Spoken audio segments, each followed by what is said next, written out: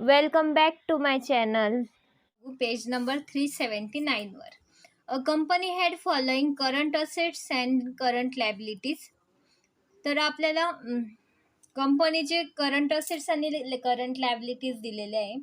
तर आपल्याला दिले डेटर्स 1,20,000. डेटर्स आपले असेट्स आहे, तर ते जाईल करंट असेट. नंतर बिल्स पेबल आपली करंट लायबिलिटी आहे. लूज टूल्स आपले फिक्स करंट असेट आहे. तर क्रेडिटर्स आपले current liability, stock current asset आहे, बँक ओव्हरड्राफ्ट करंट लायबिलिटी. ठीक आहे. त्यानंतर आपल्याला दिलेली सांगितलं आहे कॅल्क्युलेट करंट रेशो. तर आपल्याला करंट रेशो फाइंड करताना आपल्याला तर करंट असेट आणि करंट लायबिलिटीज लागतील. तर करंट रेशोचा फॉर्म्युला आहे आपला current asset divided by current liabilities.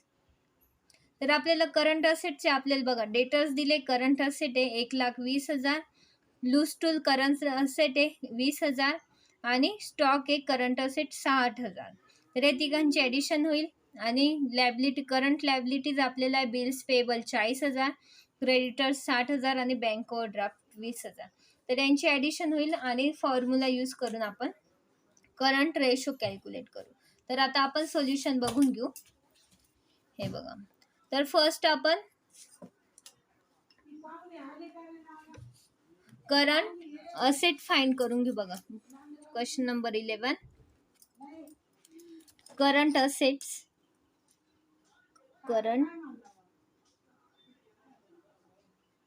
Current assets is equal to the current assets आपल्याला दिलेले आहे. बघा करंट असेट मध्ये डेटर्स आहे प्लस लूज टूल्स,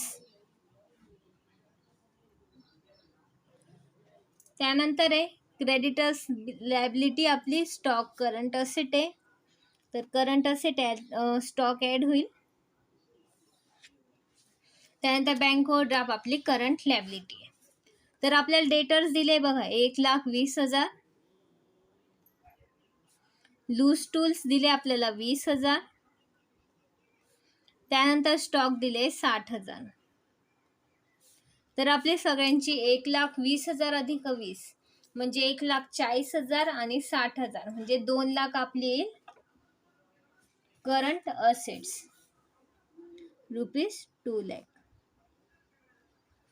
ठीक आहे. आपल्याला फाइंड झाले आता करंट असेट. आता आपण कॅल्क्युलेट करून घेऊ current liability. Current liability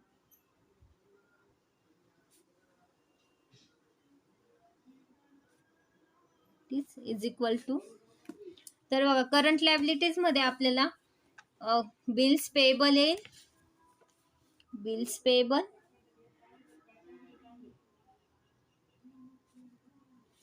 plus creditors आहे, क्रेडिटर्स, त्यानंतर bank overdraft plus bank overdraft. तर आपल्याला बिल्स पेबल दिले 40,000 आणि क्रेडिटर्स दिले आपल्याला 60,000. तर बँक ओव्हरड्राफ्ट दिले आपल्याला 20,000. तर 40 आणि 60,000 1,00,000 आणि 20,000 म्हणजे 1,20,000 आले आपले करंट लायबिलिटीचे अमाऊंट. तर आता आपण फॉर्म्युला करंट रेशोचा फॉर्म्युला यूज करू. करंट रेशो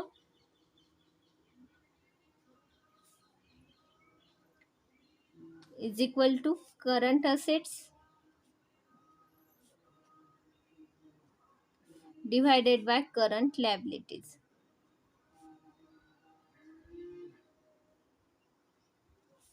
ठीक आहे. तर आपल्याला करंट असेट्स दिलेली आहे 2,00,000 आणि करंट लायबिलिटी आहे 1,20,000.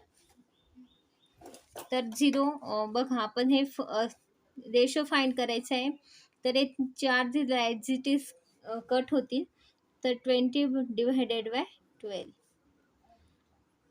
तर दोघांना 4 भाग जाईल. बघा 4 1 4 4 त्रिक 12 आणि 4 पंचे 20, म्हणजे आपला करंट रेशो आला. Current ratio is equal to 5:3. हा आला आपला करंट रेशो. ठीक आहे, तर हा प्रॉब्लेम कम्प्लीट झालाय. तर आता आपण प्रॅक्टिकल प्रॉब्लेम 12 बघून घेऊ. तर प्रॅक्टिकल प्रॉब्लेम 12 मध्ये सांगितले आपल्याला current assets of company 6 lakh and its current ratio is 2:1 आणि फाइंड करंट लॅबिलिटीज. तर आपल्याला कंपनीची करंट असेट्स दिलेली आहे 6 लाख आणि करंट रेशो दिलाय 2:1. तर आपल्याला करंट लॅबिलिटीज फाइंड करण्यास सांगितले. तर आपण सुरुवातीला तर practical problem 12.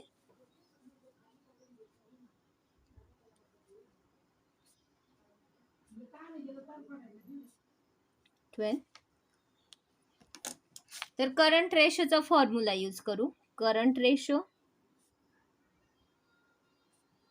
Is equal to current asset divided by current liabilities.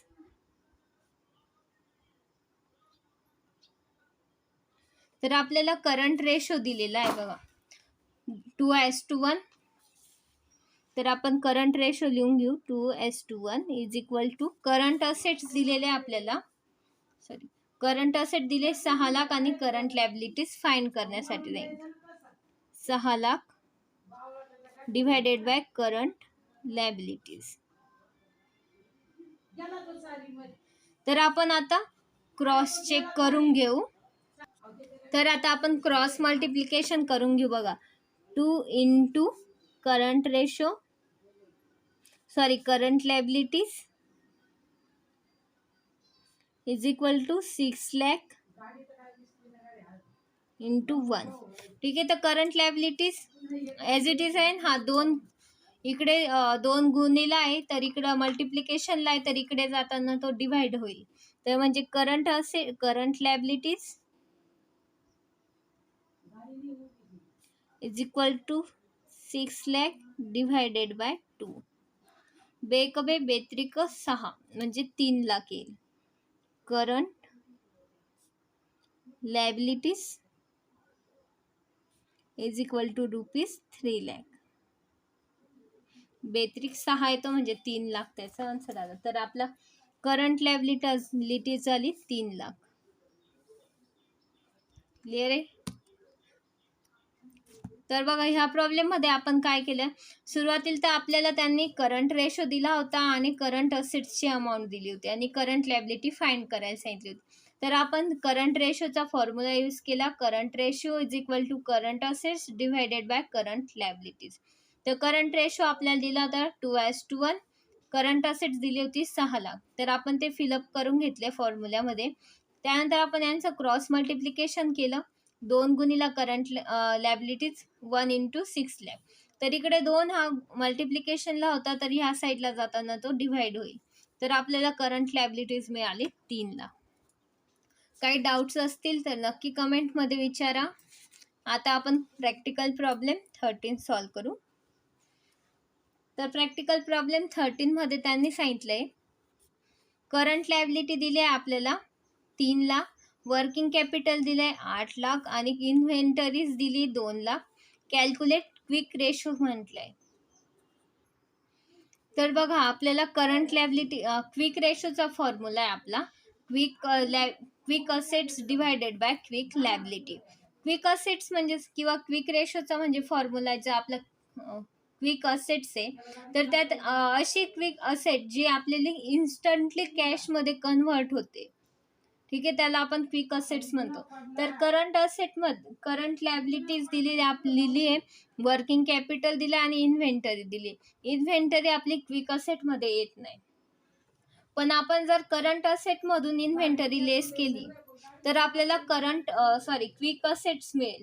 पण आता आपल्याला करंट असेट फाइंड करण्यासाठी आपल्याला इथे करंट लॅबिलिटीज अवेलेबल आहे आणि वर्किंग कॅपिटल अवेलेबल आहे. तर करंट लॅबिलिटी आणि वर्किंग कॅपिटलची जर ॲडिशन केली तर आपल्याला मिळेल करंट असेट मिळेल. हे बघा आपली ही बॅलन्स शीट आहे तर आपल्याला इथं वर्किंग कॅपिटल येतं, वर्किंग कॅपिटल आणि करंट लायबिलिटीज येतात. तर क्रेडिट साईडला आपले करंट असेट्स आणि फिक्स असेट येतात. तर या ठिकाणी आपल्याला फिक्स असेट दिले नाही, म्हणजे दोघांची ॲडिशन केली तर आपल्याला करंट असेट मिळेल. तर ह्या दोघांचे आपण ॲडिशन करू तर आपल्याला करंट असेट्स मिळेल. त्यानंतर आपण इन्व्हेंटरी जर लेस केली, करंट असेटमधून इन्व्हेंटरी लेस केली, कारण इन्व्हेंटरी आपली इन्स्टंटली कॅशमध्ये कन्व्हर्ट होत नाही, त्याच्यामुळे ते क्विक असेटमध्ये येत नाही. तर आपण इन्व्हेंटरी जर लेस केली तर आपल्याला क्विक असेट मिळेल. तर आपल्याला फर्स्ट क्विक असेट मिळाली. त्यानंतर आपण क्विक लॅबिलिटीज फाइंड करण्यासाठी आपल्याला या ठिकाणी करंट लायबिलिटी दिली आहे, नंतर कोणती इन्फॉर्मेशन दिली. जर आपण करंट लायबिलिटीमधून बँक ओव्हरड्राफ्ट लेस करतो, जर पण या ठिकाणी आपल्याला बँक ओव्हरड्राफ्ट किंवा अदर्स जे क्विक लायबिलिटीजमध्ये येत नाही असे कोणते आयटम दिलेले नाही, त्यामुळे आपण करंट लायबिलिटीलाच आपण क्विक लायबिलिटीज मानू. त्यानंतर आपण क्विक रेशोचा फॉर्म्युला यूज करू, quick asset divided by quick liability आणि क्विक रेशो फाइंड करू. ठीक आहे, तर आता आपण सोल्युशन बघून घेऊ. तर बघा, प्रॅक्टिकल प्रॉब्लेम 13. त्यात आपण आता सुरुवातीला करंट असेट फाइंड करू. करंट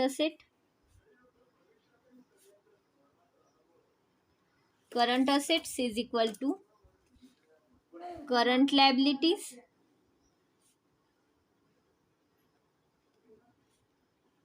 प्लस वर्किंग कॅपिटल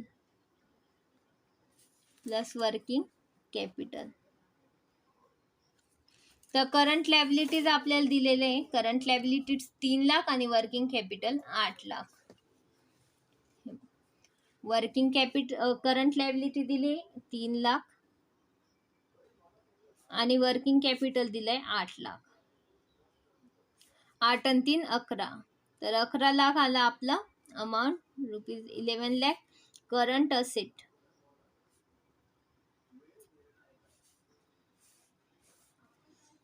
तर करंट असेट मधून आपण जर इन्व्हेंटरी दिलेली, इन्व्हेंटरी लेस केली 2 लाख, तर आपल्याला क्विक असेट मिळेल. तर क्विक असेटचा फॉर्म्युला यूज करू आपण. Quick asset is equal to current asset less inventory.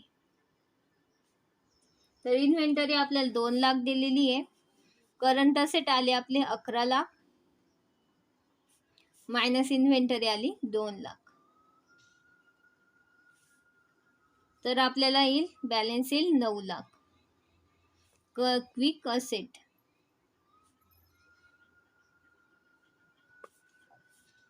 9 lakh. ठीक आहे, त्यानंतर आता आपण क्विक लायबिलिटी फाइंड करू. तर क्विक लायबिलिटी मध्ये फक्त आपल्याला इथे करंट लायबिलिटीज म्हटलंय, तर आपले तेच आपण करंट क्विक लायबिलिटीज मानून घेऊ, कारण या ठिकाणी आपल्याला बँक ओव्हरड्राफ्ट किंवा असे एक्सपेन्स दिले नाही जे क्विक असेट्स क्विक लायबिलिटी मध्ये येत नाही. तर आपण क्विक असेट करंट लायबिलिटीजलाच क्विक असेट मानून क्विक लायबिलिटीज मानून घेऊ. Quick liabilities is equal to current liabilities. तर करंट लायबिलिटीज आपल्याला दिलेली आहे 3 लाख रुपीज. 3 लाख आपल्याला क्विक लायबिलिटी. तर आता आपण क्विक रेशो फॉर्म्युला यूज करू. Quick ratio is equal to quick assets divided by quick liabilities. तर क्विक असेट्स आपल्याला फाइंड झाली, क्विक असेट्स 9 लाख आणि क्विक लायबिलिटी झाली मिळाली आपल्याला 3 लाख डिवायडेड बाय 3 लाख. तर 0 कट होऊन जातील. 9 डिवायडेड बाय 3 म्हणजे 3 1 3 3 3 9 म्हणजे 3 डिवायडेड बाय 1. तर आपला क्विक रेशो आला इज इक्वल टू 3:1. क्लिअर आहे? तर काही डाऊट्स असतील तर नक्की विचारा. हे बघा, आपण एक वेळेस पुन्हा रिपीट करून घेऊ हा प्रॉब्लेम. यात आपल्याला करंट असेट पण फाइंड करावी लागली. तर आपल्याला करंट असेट फाइंड करण्यासाठी आपण current liabilities plus working capital add केलं, तर आपल्याला करंट असेट मिळाली. आणि क्विक असेट फाइंड करण्यासाठी आपण इन्व्हेंटरी करंट असेटमधून लेस केली, तर आपल्याला मिळाली क्विक असेट.